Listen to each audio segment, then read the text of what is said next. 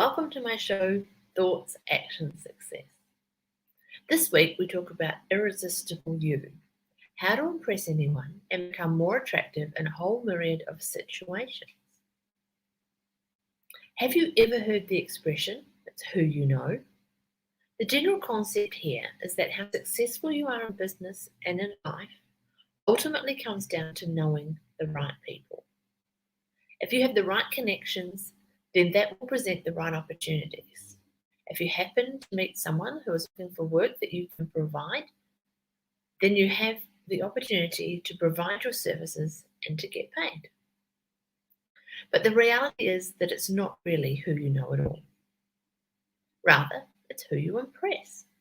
Because let's be honest, you can know the most powerful people in the world, but if they think that you're an idiot, then you're not about to see a whole lot of opportunities coming your way. Your objective then is to impress the right people. If you can meet the right people and if you can impress them along the way, then you'll find that a whole wealth of opportunities open themselves up to you that just wouldn't have been there otherwise. And these opportunities can completely change your life. The question that should now be on your mind is this. Well, Kirsty, so how do I impress people? What can I do to ensure that people come away from their interactions with me feeling amazed by my skills, knowledge, and expertise? Be charmed and impressed. Think that I am confident, intellectual, and likable. You might think that this comes down to the charisma you were born with. You might argue, but Kirsty, I can't fake charisma. But you know what? That's entirely untrue. Sure, some people do have the gift of the gab naturally. Some people are fortunate to be instantly likable. But for the rest of us, these are certainly skills that can be learnt.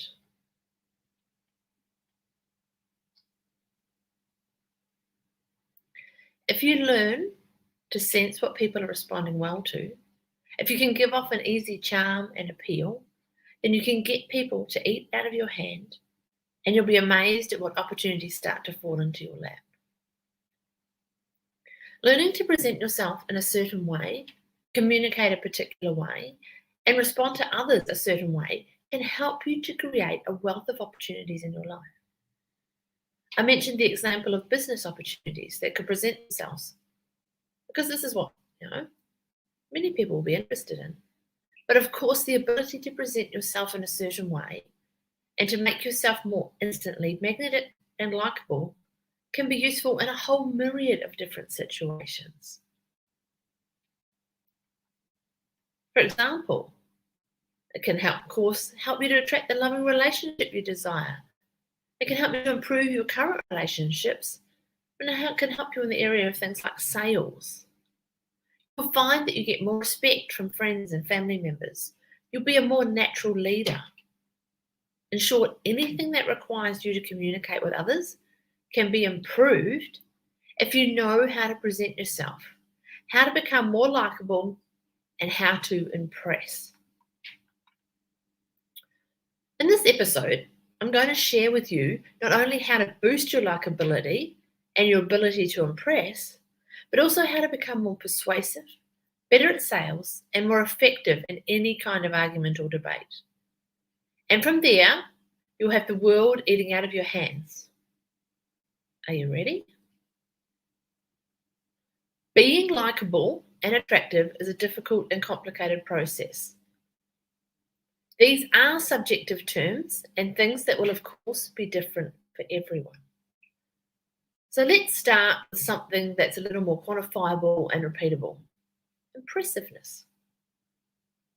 How do you make sure that when someone has spent time interacting with you, they come away thinking that you're an impressive and capable individual?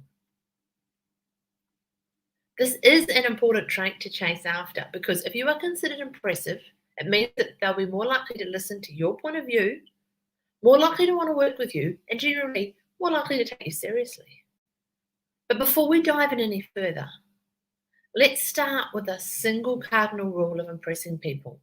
That is, to not try to impress people, or at least make it appear as though you're not trying.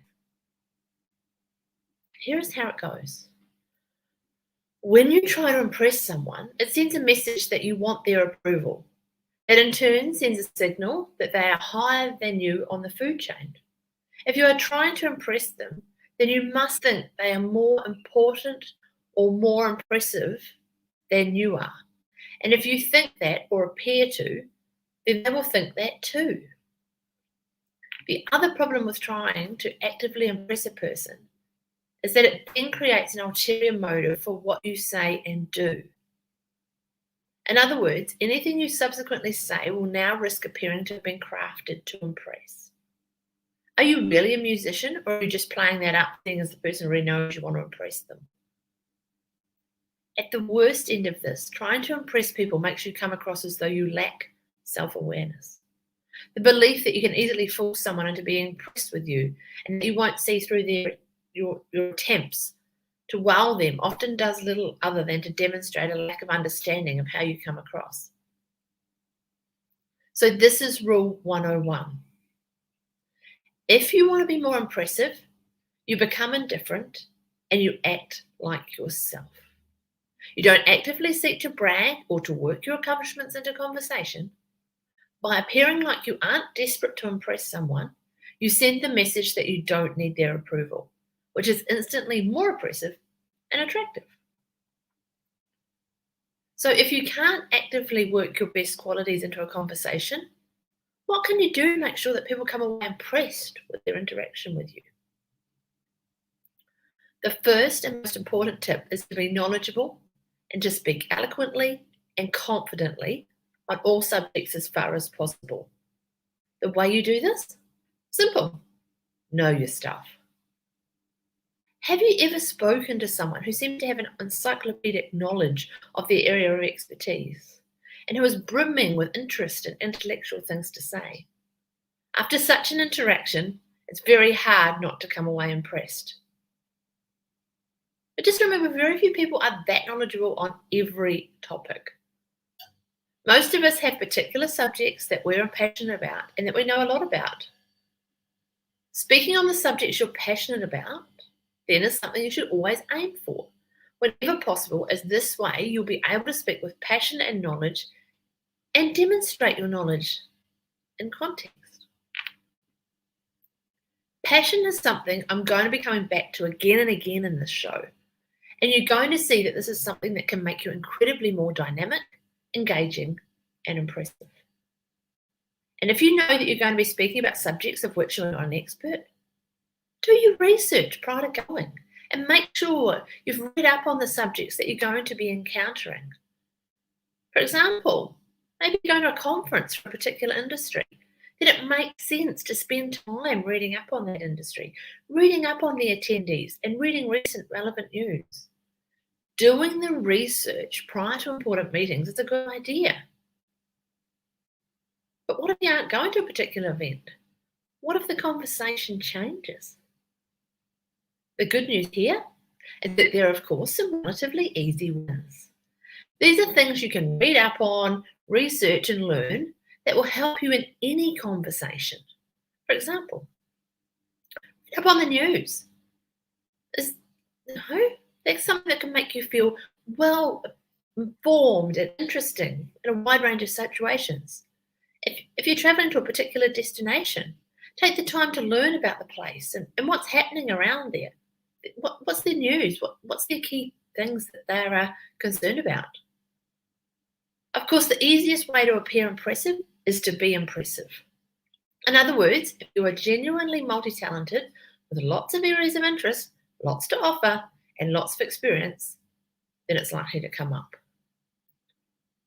So something that everyone should be looking to do is to develop themselves and expand their skill set, their knowledge, and what they have to offer. There is no reason to be a specialist in just one subject. You can be a polymath and expert in many, especially thanks to the internet and just how easy it is to look up lessons or courses in any subject that you want to get better at. If you want to speak impressively, then the key is to find that subject that you're going to love. Again, it comes down to passion. So if you choose to pursue a subject that doesn't truly interest you, then in all likelihood you're not going to be able to talk in the same engaging and truly informed manner as if you did. In this case, being impressive, once again, comes down to choosing the right field to be in, so that you can truly be a maestro within your subject matter.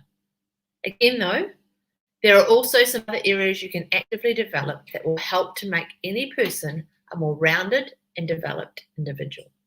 For instance, traveling is something that makes us all more worldly and something that helps us to enjoy a better understanding of the world.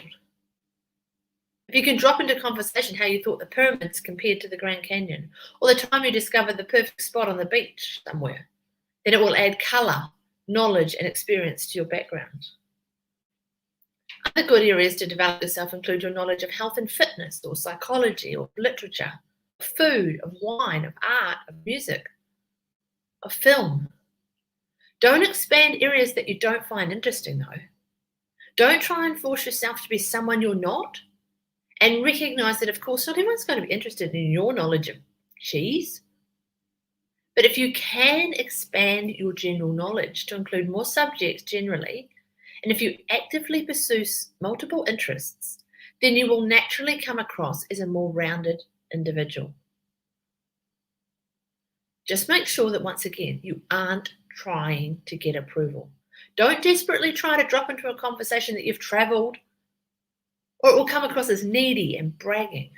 Simply allow your experiences and knowledge to colour what you say naturally. Allow for it to come across and hold back as much as you give away. This way it becomes apparent that there is much more to you, and that is highly impressive. But it's not just about being able to talk a lot and show off what you know or where you've been. It's just as important to be able to listen to others and to grasp and understand what they're saying.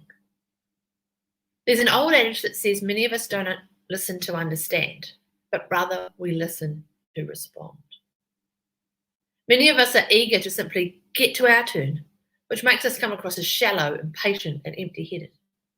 Instead, we should recognise every interaction with another person as an opportunity to learn more, to expand our experience and our knowledge, and to generally improve ourselves. Try and recognise that there is no such thing as a topic that is boring or irrelevant. Even just learning about other people is incredibly useful, and whenever someone speaks, they give away information about themselves.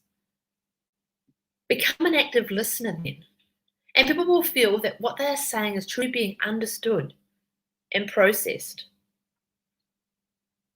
Not only is this a highly likable trait, but it's also something that makes you seem switched on and intelligent. Being interested is very much correlated with being intelligent. A tip for active listening is to repeat things back to people. If someone tells you something, try repeating the end of the sentence back to them in order to commit it to memory.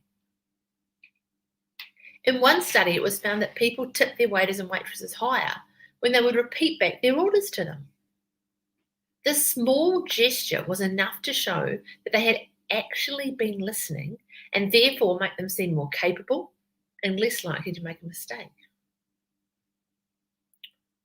Finally, to come across as more impressive, make sure to be a woman of action. In other words, do not be all talk and no trousers. This is another reason why it is so mistaken to try and outright tell someone why you're impressive. When you talk about the things you can do or the things that you often do, people will often assume that it really amounts to just that, talk. But if you are seen to simply take action and do things without talking yourself up first, then it suggests that you are intrinsically motivated, that you are proactive, and that you are someone who is happy to take things into their own hands. An example of this in your daily life might be to stop telling people about the amazing trip you one day plan to take. Just get out there and do it. Likewise, stop telling people you're going to lose weight. Just do it. Don't promise to do something kind or useful and then not follow through.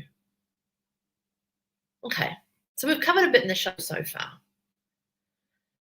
Let me recap on what we've learned. Don't try to impress people. There's no substitute for being passionate and truly interested in a topic.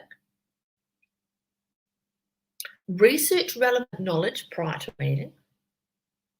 Develop your general knowledge and experience and let this seep out in conversation naturally. Actively listen. Act. If you want to impress people and be likable, then you need to develop your confidence and your adaptability. In other words, you need to become the kind of person who can be dropped into any situation and who can then simply adapt to the new surrounds. If you want to leave a positive impression, then you need to be easy, confident, and friendly. You need to be outgoing, and you need to do all the things I have already shared in the show. Does this mean that a natural introvert doesn't stand a chance of being truly successful? No. It just means they need to learn how to not act like an introvert. Just as you mustn't try to actively impress other people, it's also important not to worry about what they think of you in any broader sense. As soon as you start to have this worry, you lose the ability to be authentic, relaxed, and easy. You will now begin to second guess your own actions, second guess what you're saying to people, and you'll become in your own head. You need to turn off your inner critic. And that means you need to genuinely be fine with people not liking you or being offended by you. Know that you aren't going to be liked by everyone. That's simply not possible. And know that there's nothing wrong with that fact either. At the same time, remember that in most cases you aren't going to need to interact with these people ever again. And so it really doesn't matter if you get on or not. But knowing this and actually feeling that way when you're talking are two different things. And this is where practice and exposure comes in. You can take this one step further by using concepts from CBT. So CBT is cognitive behavioural therapy, and this is a form of psychotherapeutic intervention that is focused on changing the way you think. The objective is to look at the useful thoughts and beliefs, things like people will laugh at me if I say something stupid, and then to break them down. You can do this simply by testing them. For instance, you can remind yourself that most people are polite and ask yourself why it would matter if you were laughed at anyway. You might remind yourself that the people you are speaking to are probably just as nervous as you are. This is called thought challenging. But better yet is to go one step further and try hypothesis testing. As the name suggests, this literally means that you are going to be testing your own belief by purposefully saying something stupid or by purposefully stuttering, whatever it is you're afraid of. You can test this out in a harmless situation, such as in a shop that you don't visit frequently. Try putting on a funny voice as you order food or be purposefully awkward. Then you'll learn this. No one says anything. And then you realise you have nothing to be afraid of. Simply putting yourself out there more and exposing yourself to more situations will also help to do this, as you will naturally encounter situations where things don't go to plan. You will learn that it's fine to say something awkward once in a while or to stutter a little. And moreover, you will become accustomed over time to these situations such that you'll become desensitized. Go to enough parties and eventually you'll stop being afraid of situations like that. It becomes natural. And that's when you start to be able to talk confidently with attractive members of the opposite sex or potential future business clients. It's also when you learn to stand up for yourself when you've been wronged, and it's how you lose fear of confrontation. Forget nerves, forget anxiety. Welcome to calm confidence. This is what it is to be socially bulletproof. The key is to remain yourself while still adapting your language and which side of yourself to embrace. Don't do anything out of character, or again it seems weak and eager to please, but simply hold back certain parts of yourself so that you aren't swearing wildly in front of your partner's parents. Still show your real sense of humour and they'll likely feel respect as a result. Perhaps most important of all is not to judge anyone for being different. If people feel judged by you, then their response will be to judge back, and that's when things don't always end well. You can develop all this in theory, but really nothing will match the experience you get from simply meeting lots of different people and spending time with a wide range of different characters and personalities. Take up those opportunities and invitations and get out of your comfort zone a lot. You might eventually get to the point where you've dealt with such a wide range of people that you end up with a kind of template for many of the characters you'll continue to meet going forward. Whether it's when meeting a new group of people or when it's when something goes unexpectedly wrong, being able to stay calm and in command of your response to a situation is also a skill worth cultivating. This will come a lot from some of the CBT that I mentioned earlier in the show, and you can apply this to a broader situations. Ask yourself, for instance, whether panicking and getting into a flat really helps, or just how bad the worst outcome can be. At the same time, though, it's also useful to be more aware of your own body and biology and the role this plays in our flight or fight outcome response. When in a high-pressure situation, your body responds by releasing neurotransmitters, dopamine and cortisol. These increase the heart rate, contract your muscles, speed up breathing and more. This helps us in case of physical confrontation, but in all other situations, it is a hindrance. When it comes to being witty and charming, having a mind that is racing doesn't help. Again, desensitization through practice will help this. But also useful is to simply breathe gently and steadily, while being sure to completely inflate and deflate the lungs each time as you do. This actually activates the rest and digest state, which is the opposite of fight or flight, and which will suppress many of these symptoms. You'll be calmer, more relaxed, and more at ease. Try to focus on body language too. Not only does body language communicate a lot about you, but it can also actually end up steering your state of mind. Adopt a more relaxed posture and your mind will follow. Looking after your body is really important. When we're low on sleep or feeling unhealthy, our bodies are much faster to jump into panic mode. When you have a healthy and well foundation, you can stay calm and focused much more easily. All this will help you to act completely at ease, even when in high-pressure situations. When things go suddenly wrong, being able to act calmly is also a very powerful capability.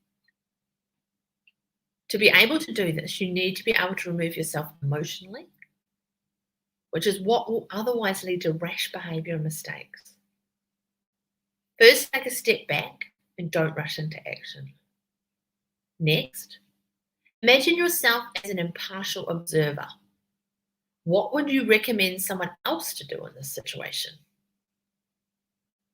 Use some CBT to remind yourself that panicking won't help, then lay out the steps you need to take to get to the best outcome, and then take them. Let me share with you a few powerful tips to increase your likability. Smiling more is something everyone should seek to do. In fact, if you only take one thing away from this whole episode, it should be smile more. Smiling is contagious thanks to the mirror neurons. When we see someone smile, we can't help but smile too.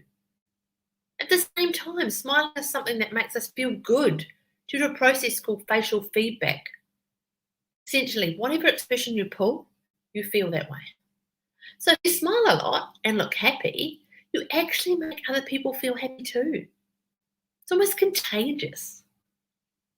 This then makes them associate feeling good with being around you, and as you can imagine, this boosts your likability. Not only that, but you'll also be communicating to people that you're happy and having a good time, which is something that people appreciate if you're in their company. Just have a great time. This is a good tip in general. Wherever you are, try to be positive.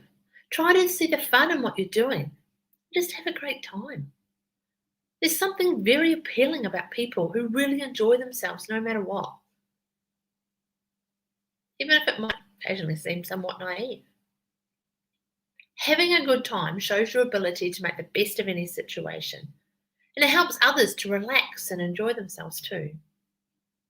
Even if you're in a business meeting, you can still enjoy the company, and if you love your work, you can enjoy that too. Tying right into the previous point is the importance of staying positive. This is one of the most important ways to increase your likability and to ensure people enjoy spending time around you. No one wants to spend time around someone who's constantly negative and looking on the downsides. But if you can see the good in your situation, you'll help to enhance the moments instead of hurting them. A simple thing you can do is to try and remember people's names. This shows that you care and is a great way to win brownie points with someone. If you struggle with names, try using such tricks as, what does the name sound like? Do you know someone else with that same name? Perhaps there's a fictional character or celebrity that you can mix that name with. One of the most important things you can do to be more likable is to help build others up. That means encouraging other people, complimenting them, and helping them to stand out for things that they have accomplished. A compliment doesn't just make someone feel good about themselves, it also projects a confidence. Putting down other people makes you feel better in a superficial manner and can elevate your status comparatively. But if you have no bones about telling someone what they did was incredible, it suggests that you don't feel threatened and even shows that you're in a position to be able to judge performance. In other words, that is actually a great way to appear confident and at the top of your game. There are other small ways you can build people up too. One is to look at a group and to find the person who is currently sitting outside the group and not able to get involved with the conversation. Perhaps they're really shy. Pull back and give them someone to talk to for a bit. They won't forget it. Another way is to help others to take the floor occasionally. Ask them what they've been doing, or just give them the opportunity to take the lead in the conversation every now and then. A quick way to not be liked is to only talk about yourself.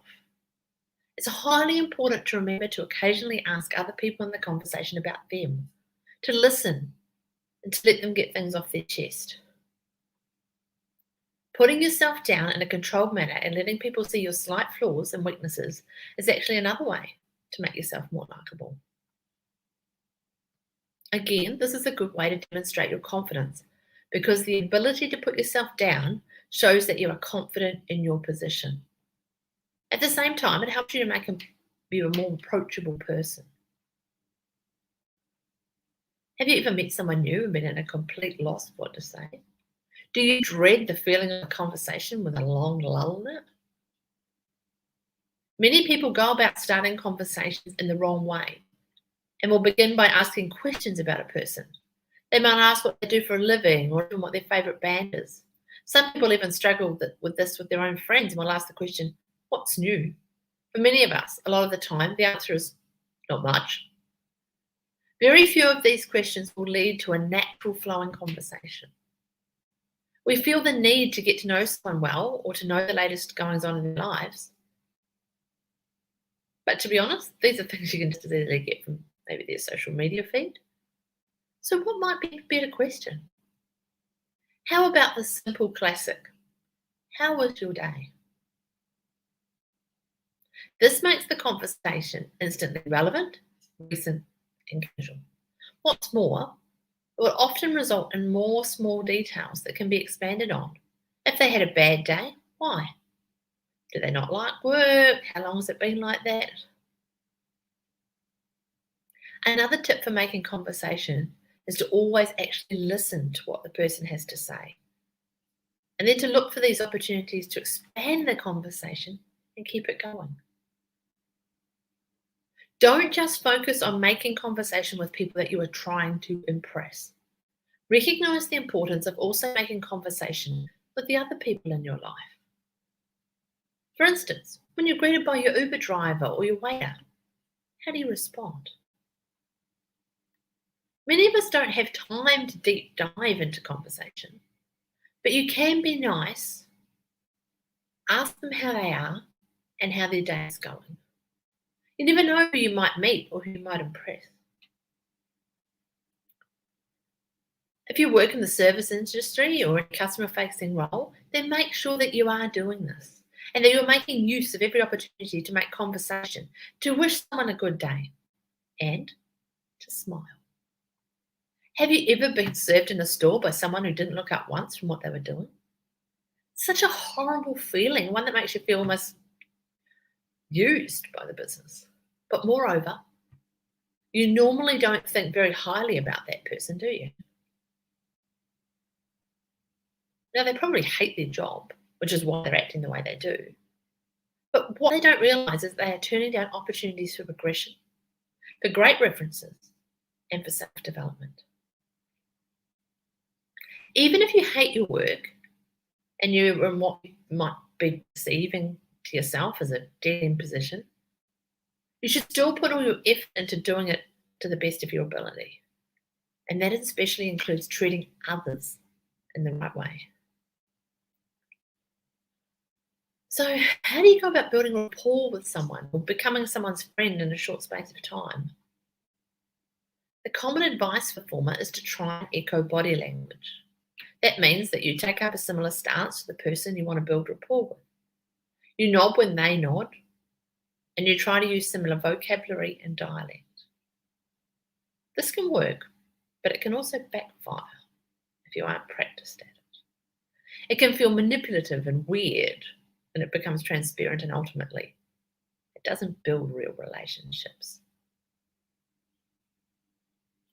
What will help to make a relationship more real is to take a conversation a little deeper. You could ask someone what their grander ambitions are for their work, or you could ask them what their proudest achievement is.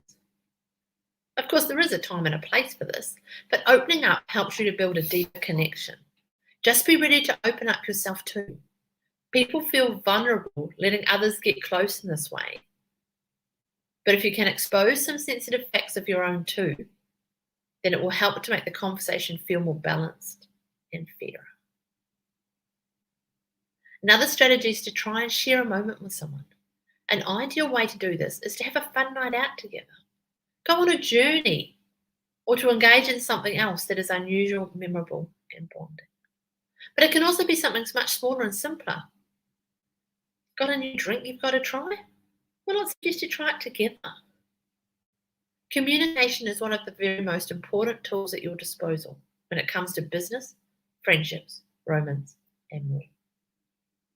Communication is what gives you the ability to put across your point of view, to let others know how you're feeling, to let others know your intent and to be understood. If you lack communication skills, then even the greatest intentions and strategy can fall apart. The basic goal of communication then is to get a message across and to do this in the most efficient manner possible. That normally means you're looking to respond quickly with as few words as possible. Good communication means clearly getting a message in an efficient way. This is what confuses a lot of people who think that communication should involve flamboyant language and big words. How do we reconcile these 2 points? The reality is that language should never be used to show off how big your vocabulary is. However, what a large vocabulary does allow you to do is to convey your message in even fewer words, often, such as using the word reconcile versus get these points to work together, and with more nuance. Different words with similar meanings often provide slightly different tones, slightly different expression. So if we put all this together, what do we have? How do you become your most attractive, most interesting, and most engaging? How do you charm those you work with, those you meet, and more? The initial impression we're going for is someone who is healthy, confident, and successful, but who is kind with it. Someone who is secure enough in themselves that they don't feel the need to put others down to engage in petty gossip. You are someone who presents themselves well and realizes that the little things matter. Things like presentation and like manners. When you talk, you take an interest in what others have to say and you listen more than you speak. But when you do speak, you speak passionately about things you care about. You speak knowledgeably and you let your body do the talking. You pull people into the emotion of what you're saying. You let them into your stories. You don't worry about impressing people or making the right impression. You are comfortable in your own skin and in your mission, and you are enjoying the journey along the way. When you can manage to be all those things, then you will be the most attractive you, and you will find that everything you want in life comes that much more easily. If you constantly wake up tired and stressed and feel like life is very hard, then the next episode of Thoughts, Actions, Success is one that you won't want to miss. Just wanted to share that I currently have a limited vacancy for some new coaching clients and wanted to offer the opportunity to my show viewers and listeners first. If you're interested in finding out more about coaching and if it could work for you, then I'd love to talk to you and have a complimentary, no obligation discovery session so you can experience it for yourself. All my contact details are available on my Facebook page or via my website, kirstyjohnston.com. In the meantime, come on over and join me in the Thoughts, Action, Success Facebook group for exclusive access to further inspo action from this and previous episodes. In the meantime, have a fantastic rest of the weekend and we'll talk again soon.